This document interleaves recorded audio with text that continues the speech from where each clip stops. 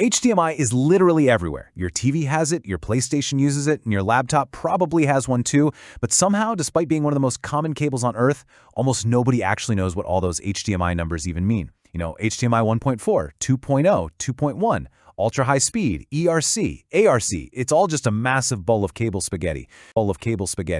So today, we're going to dive into the entire history of HDMI, right from the very first version in 2002 all the way to the newest standards announced for the future. And by the end of this, you'll finally know exactly which HDMI cable actually matters and which ones are, well, mostly just marketing. Part 1. Before HDMI and the glorious cable spaghetti of the 90s. To really understand why HDMI became so massively successful, we have to rewind to the late 1990s. Back then, connecting something like a DVD player to your TV was, well, complicated. You had VGA, DVI, component cables, composite cables, S-video, and if you were unlucky enough to own multiple devices, the back of your TV looked like a bowl of colorful spaghetti right into it. But the absolute worst part? Video and audio usually traveled completely separately. You needed one cable for the picture and another entirely different one for the sound. It just meant more cables and a whole lot more confusion. The consumer electronics industry realized this just couldn't continue forever.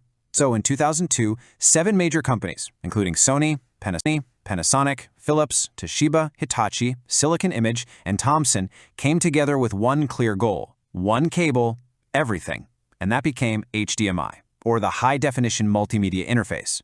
It's a surprisingly boring name for a piece of technology that completely replaced almost every single cable that came before it. Part 2. HDMI 1.0, the very first generation. The very first HDMI specification officially arrived in 2002. Now, compared to today's standards, it sounds kind of tiny. It supported up to 1080p video, 8-channel digital audio, and had around 5 gigabits per second of bandwidth. But at the time, that was absolutely incredible. Remember, DVDs were still literally everywhere, Blu-ray didn't even exist yet, and 4K TVs honestly sounded like pure science fiction. HDMI wasn't designed for the future, it was designed to simplify the present, and man, it worked.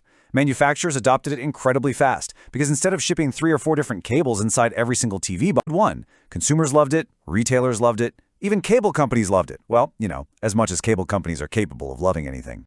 Now, the next few versions weren't really revolutionary, they were more evolutionary. HDMI 1.1 came out in 2004 and added support for DVD audio. Remember DVD audio? Yeah, exactly.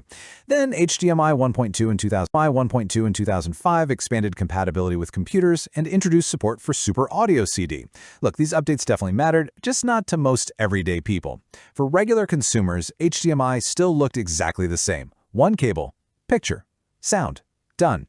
Which honestly is probably exactly why HDMI became such a massive technology often just disappears right into the background.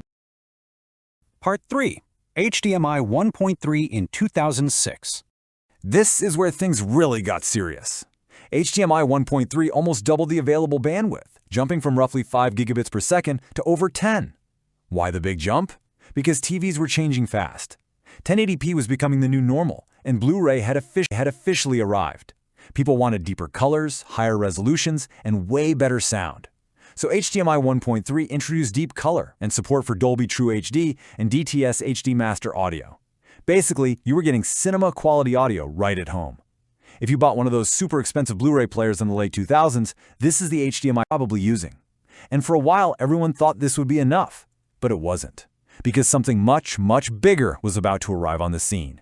4K. Part 4. HDMI 1.4 in 2009. Then came the version that changed basically everything.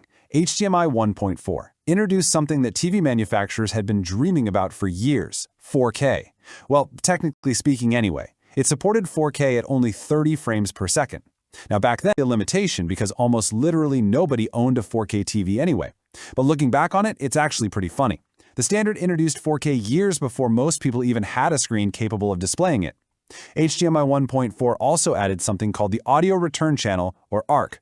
Before eARC, if you bought a soundbar, you'd usually need a whole other cable just to send the audio back from the TV.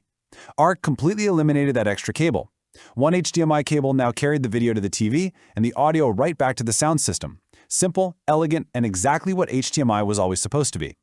It even introduced the HDMI Ethernet channel, which was a feature that almost nobody ever used. Seriously, if you own an 8 cable with Ethernet support, there's a very good chance you've never actually used the Ethernet part of it. Part 5. HDMI 2.0 in 2013.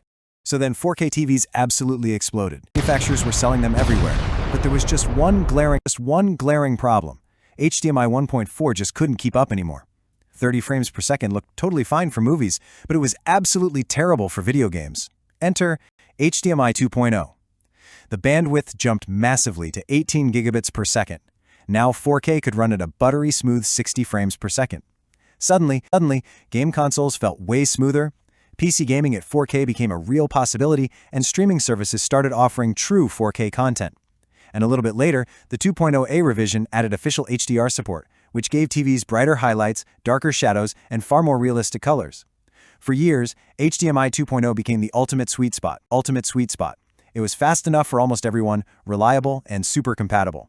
If you bought a TV between roughly 2015 and 2020, there's a really good chance it's running HDMI 2.0. Part 6. HDMI 2.1 in 2017. And then the gamers showed up, and they demanded absolutely everything. Higher resolution, higher frame rates, lower latency, variable refresh rates, instant response times. HDMI 2.1 wasn't just another standard upgrade. It was practically a complete rebuild from the ground up. Bandwidth jumped from 18 to an absolutely enormous 48 gigabits per second. That's nearly 3 times more. Now you could easily run 4K at 120 frames per second, 8K video, dynamic HDR, and all these amazing features that actually changed how games felt to play. Take variable refresh rate, or example. Instead of the TV refreshing at a static, fixed speed, perfectly matched the game's frame rate. What did that mean for you? Noticeably gameplay, absolutely no screen tearing, and the end of that annoying stutter. Then came Auto Low Latency Mode, or ALM. Your TV could automatically switch itself right into game mode the exact moment you powered on your console. No digging through menus, no messing with settings. It just intuitively knew what to do. And finally, we got eARC, or Enhanced Audio Return Channel. Think of it as eARC, but without any of the compromises. It supports totally uncompressed surround sound formats like Dolby True HD and Dolby Atmos, making it absolutely perfect for modern home theater setups. If eARC was good, eARC is basically what eARC grew up. But hey, here is the catch. Not every TV with an HDMI 2.1 port actually supports that full 48 gigabits per second limit. A lot of mid-range TVs, even from the big brands like Sony and LG, actually cap their ports at 40 Gbps. So if you're out there buying a TV for your PS5 or Xbox Series X, always check the fine print. Don't just blindly look for the 2.1 sticker on the box. Part 7. HDMI 2.2. Announced for the future. Now, the newest specification on the horizon pushes that bandwidth even further. We are talking about support for 10K displays, higher refresh rates way beyond 120 Hz, better performance for future VR headsets, and professional-grade monitors. But the really interesting thing here is that almost nobody actually needs this today. And you know what? That is perfectly normal. HDMI standards have always arrived years before the hardware that truly needs them even exists. It's all about future-proofing, not solving today's problems. Which brings us to a question that surprises a whole lot of people. Does a $100 HDMI cable actually matter? Let's clear this up now. A $100 HDMI cable does not magically produce a better picture than a properly certified $15 cable. Digital signals don't slowly become prettier as they travel down a wire. They either arrive correctly or they don't. If the cable can carry the required bandwidth without any errors, the image on your screen is literally identical. What you're really paying for with those pricey cables is build quality, durability, official certification, and sometimes longer cable lengths. You are not paying for sharper pixels. Retail stores have made billions of dollars over the years trying to convince people otherwise. So, which HDMI cable do you actually need? It's actually pretty straightforward. If you're just watching regular 1080p content, almost any certified HDMI cable will do the job perfectly fine. Watching 4K movies at 60 Hz, a premium high-speed HDMI cable is more than enough. But if you're playing on a PlayStation 5 and Xbox Series high-end gaming PC running 4K at 120 Hz, for that you'll want an ultra-high-speed HDMI cable. and not because it's expensive, but specifically because it supports the massive bandwidth that HDMI 2.1 requires. The truth is, most people don't need to replace perfectly good HDMI cables. They only need to replace the ones that physically can't keep up with their newer.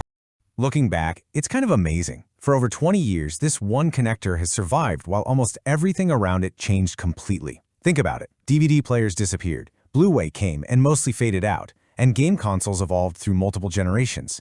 TVs went from 720p to 1080p to 4K, and now there's even 8K on the horizon. Yet through it all, HDMI remained. The shape barely even changed. The cable still clicks into place the exact same way it did back in 2002. That is the sign of truly great engineering. When people stop actively thinking about the technology because it simply works.